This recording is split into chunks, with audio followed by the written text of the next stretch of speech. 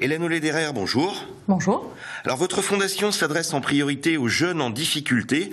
En cette période de crise, êtes-vous de plus en plus sollicité en Alsace? Alors on est de plus en plus sollicité partout, pas seulement en Alsace, parce qu'en effet les familles sont touchées de plein fouet par la crise.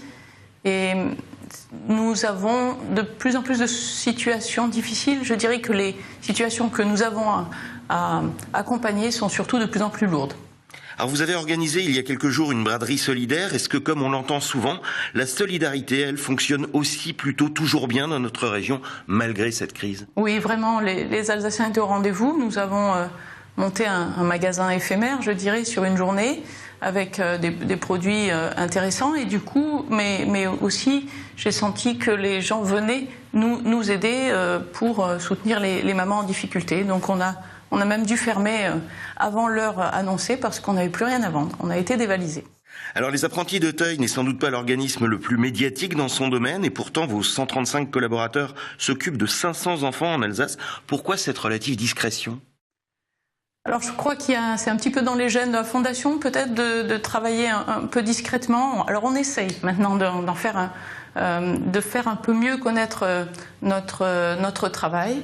Je crois que nous sommes connus dans le milieu professionnel, connus et j'espère reconnus par les compétences.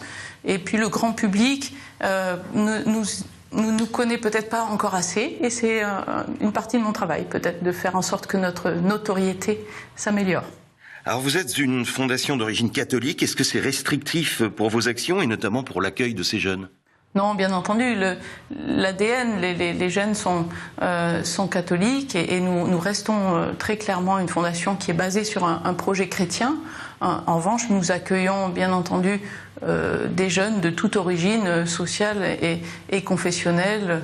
Ça serait d'ailleurs impossible pour nous de travailler autrement. Alors vous l'avez dit, des jeunes en difficulté de plus en plus grave. Quelles sont vos priorités dans ce domaine pour les prochains mois dans notre région ? Alors je crois qu'il y a trois axes qui me semblent vraiment importants.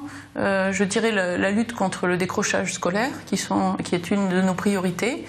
Donc accompagner les jeunes qui se retrouvent en difficulté à l'école, et puis parfois les raccrocher et les réconcilier avec les apprentissages, en créant aussi des formations professionnelles pour eux. Le soutien aux familles, parce que nous pensons que vraiment c'est en agissant le plus tôt possible qu'on peut peut-être éviter que les situations s'aggravent et que les situations donc s'empirent et qu'à un moment les jeunes soient séparés de leurs parents parce qu'il y a des conflits trop lourds. Et puis peut-être, je dirais, un axe également autour de l'insertion professionnelle des jeunes les moins diplômés. Le chômage touche l'ensemble des jeunes, mais sans diplôme, c'est vraiment, vraiment dur d'intégrer le marché de l'emploi. Et là-dessus, nous essayons aussi de les accompagner. Hélène Lederer, merci.